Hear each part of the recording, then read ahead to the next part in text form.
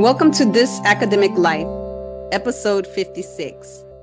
If you're interested in being a sponsor, then please contact us at sponsor@thisacademiclife.org.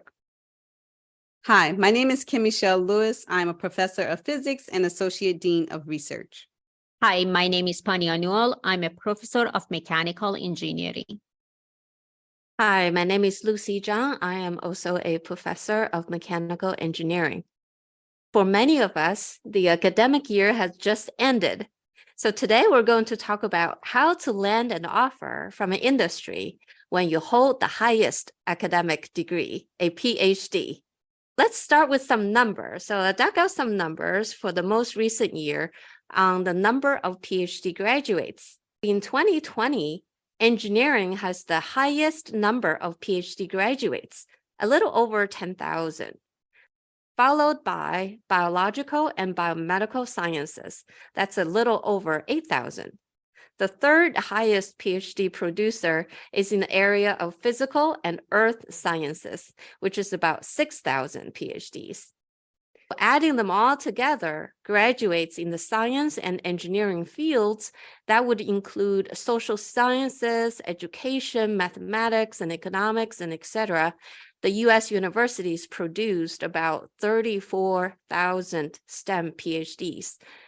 So among the many PhD graduates this year, my own PhD student, Narendra, had successfully defended his thesis in March. Shortly after that, he landed a fantastic offer from the industry. So without stealing his thunder, let's hear from him about his adventure and experiences in this process. Hi, Narendra. Welcome to the show. Hi, everyone. Thank you for having me. I'm very excited to be part of the podcast. Great. So let's get started. Can you tell us very briefly your background? What do you do for research? And how much this job that you're getting or you're about to start match your PhD research? So just a brief background about myself. So I'm an international student. I am originally from India, and I got my bachelor's and master's in mechanical engineering in India. And shortly after that, I started working for a US-based company as a product development engineer. I worked there for 2 years and I learned a lot of things, but I realized that I wanted to do something else for my long-term career plans. I was interested in doing code development and studying computational mechanics, which is what I did for my master's thesis. So I came across Dr. Zhang's research and I thought it was interesting. So that's how I ended up as a graduate student at Rensselaer Polytechnic Institute. So our group, we develop software and we develop algorithm for simulation of fluid structure interaction. And we have an open source software. So if I have to summarize my particular research, so what I did was to expand the capabilities of our software by coupling it with different third-party softwares. Coming back to your third question, did my job description match my PhD research? So I don't think it's very rare that your job description will match your PhD research 100%. But for my case, my employer, they were looking for someone who has experience with C++, who has experience with software development, and who also has a background in numerical methods. So I would say it was a pretty good match with my resume, but it's not going to be like 100% match or a very close match to your research. So it's important to highlight your skills and experience which are relevant to the job description. When you applied for the PhD program for graduate school, can you tell us what your aspirations were? And can you also tell us if your initial thought was to pursue an industrial job? Yeah, sure. So like I said, I had some experience with code development during my master's thesis, and I really enjoyed that experience. So I wanted to pursue something similar. So first thought of when I applied for PhD, my first intention was to get expertise and deep knowledge in computational mechanics. And I would say yes, from the beginning, I was more inclined towards industry job. I was interested in like a researcher position in the industry.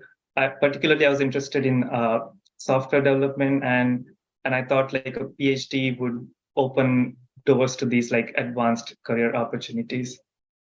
Thank you. So what resources did you use to look for an industry position?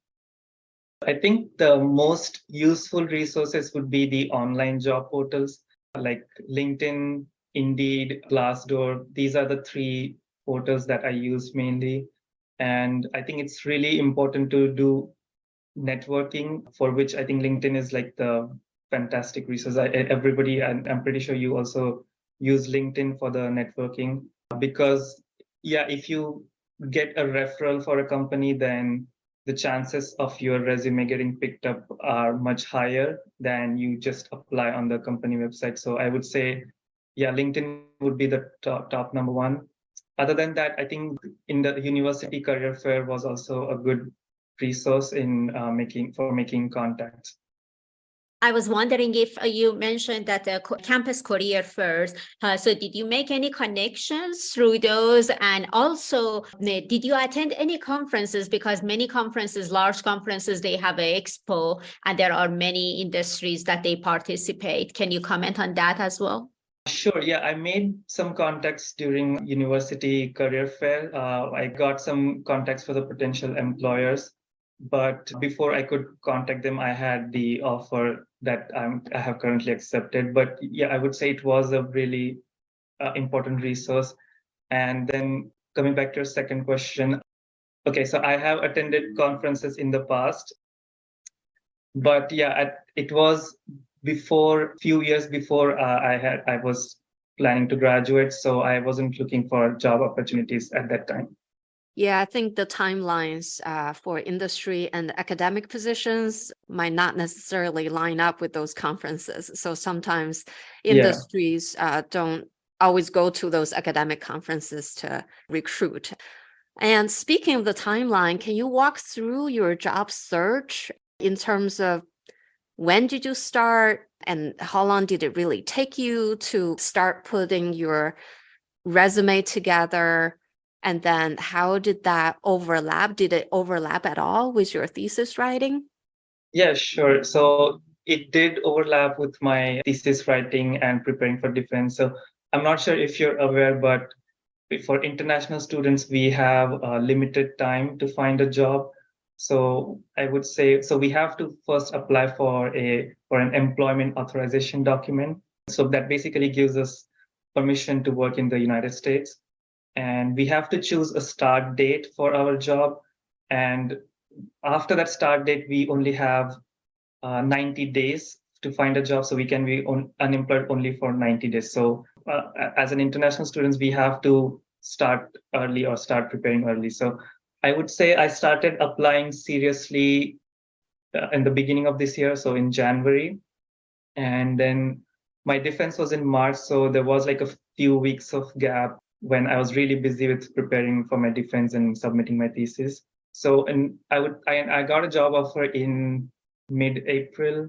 So I would say it took me 2.5 months to get the job offer. But prior to that, I had already started preparing for the job interviews. So I was mostly aiming for software developer positions, and most of these jobs will require like a live coding session or like a coding test. So last year, I would say in October or November, I started brushing up my coding skills and working on my resume. So yeah, I would say the entire process took about like, let's say, preparation and applying maybe like 4 to 5 months. And I feel like maybe I should have started earlier. So like as an international student, you should start early, like start preparing early.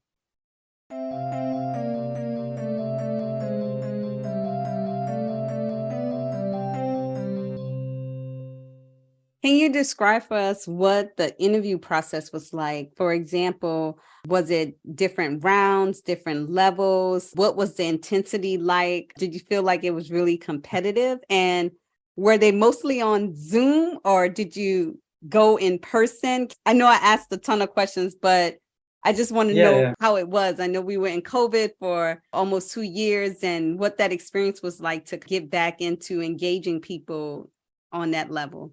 Yeah, absolutely. So I think most of the companies have now switched to virtual interview processes. Very few companies will ask you to visit them in person. Most of the things are virtual, and I was interviewed for a couple of companies, and for each company, you will have at least 2 to 3 rounds. So first, it will start with a screening round that will be mostly on phone, or it can be on Zoom. But for me, it was like just a phone round, and that wasn't very intense technical questioning. It was like a high-level overview of my experience. And for that round, I would say it's important to convince the recruiter that you have the relevant skills or experiences required for the job. Then for the next round, it will be technical rounds. So for me, I would say 3 to 4 technical rounds, which also involved 2 of them were like live coding session. And for 2 of the companies that I was interviewed, they also asked me to do a presentation. So, which I've heard from my friends also, which is very common these days, that they will ask you to do a presentation, like half an hour or 45 minutes presentation about your research to the entire team, and there'll be like an open question and answer round before you go to like one-on-one technical interviews.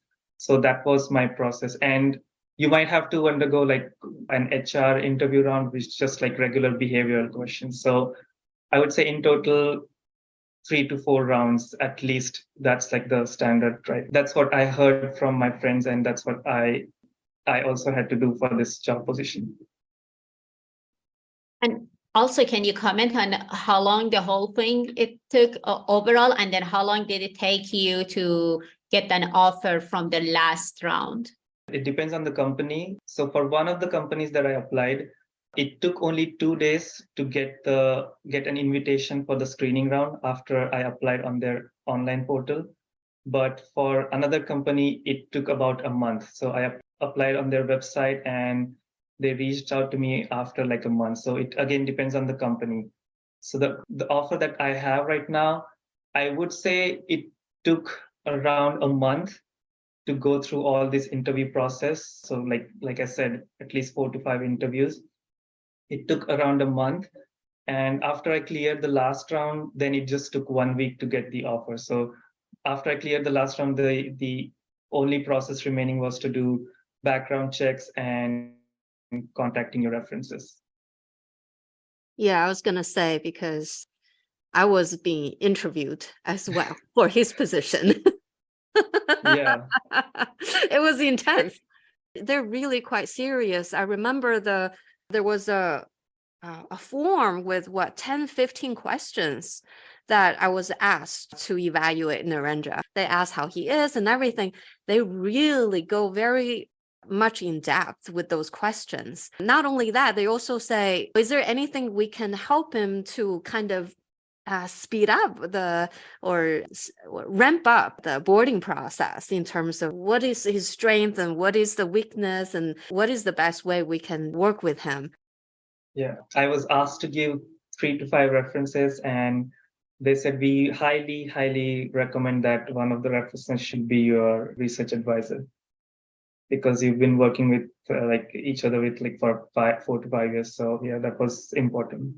So are you planning to take a break in between your successful completion of your PhD and your new job, or will you just go right into it? I don't know if the 90-day window, how the 90-day window works. I don't know if you have to start your job at the 90-day mark, or once you sign an offer, then the 90 days go away. Like, what are your thoughts, and what's your wish? So like I said, I have to apply for work authorization, Mhm. and I have to pick the start date. So Mhm. my program ends this week officially, like the 20th May is my program end date. And I gave the start date as 20th June. So like 1 month from the program end date. So yeah, so I thought it would be nice to have a break. And actually, when I applied for the work authorization, at that time, I didn't have a job offer. So it's always prudent thing to have a start date slightly later than your program end date, so that you will get more time to find a job, because my that 90-day clock starts after the 20th June. So that's my start date. Even if I want to join before that, I can't because, like I said, that's what I gave in my work authorization. So yeah, I would get like a 1 month break before I start my job. Congratulations again. Thank you so much. Well, I hope that you are planning to enjoy the whole full month. So, do you have any key lessons from your job hunting and throughout the whole process that you learned that you would like to share with our audience?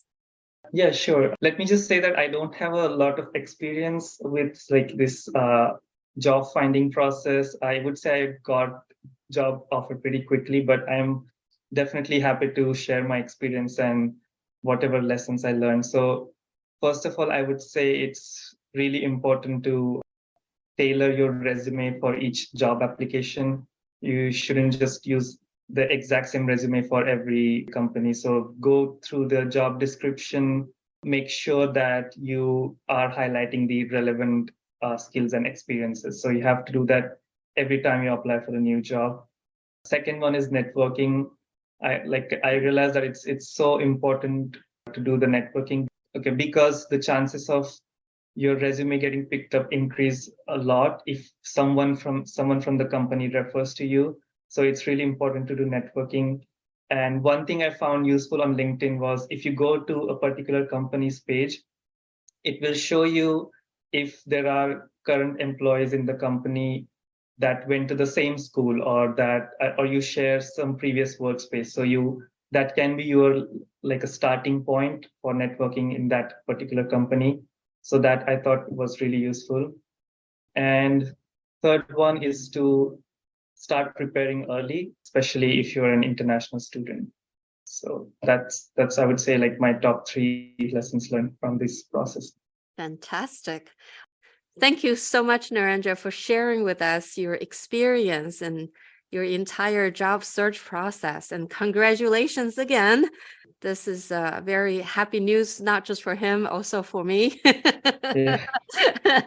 I envy him and all this really, really nice place. I hope someday we'll visit. And in fact, Yeah, absolutely. yeah, we might collaborate because that's Yeah. what your manager said. Yeah, thank you so much for having me, and thanks a lot, Professor Zhang, for everything and giving me the reference. And I just want to say I regularly follow the podcast, and I think it's very interesting and insightful, and I think it's useful for all the STEM professionals, not just for someone who's in academia. Thank you. Yeah, thank you so much for being our fan and now making it to our show. Yeah. Thank you so much for listening. We hope you enjoyed this conversation. You can follow us on Facebook and listen to our latest episodes on iTunes, Spotify, Amazon Music, or Google Podcasts. If you're interested in being a sponsor, then please contact us at sponsor@thisacademiclife.org. Join us next time for the good, the bad, and the ugly of this academic life.